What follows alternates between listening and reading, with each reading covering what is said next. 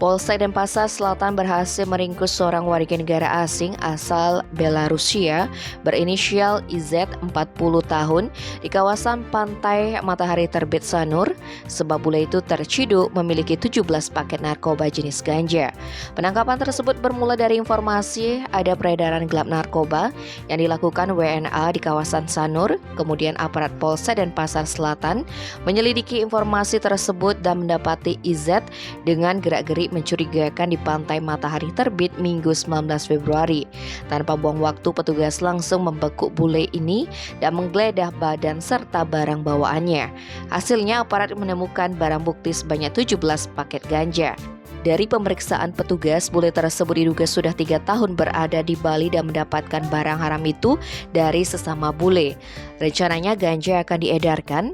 Kapolsek Denpasar Selatan Kompol Made Teja Dwi Permana belum bisa membeberkan detail perkara ini karena masih dalam tahap pengembangan.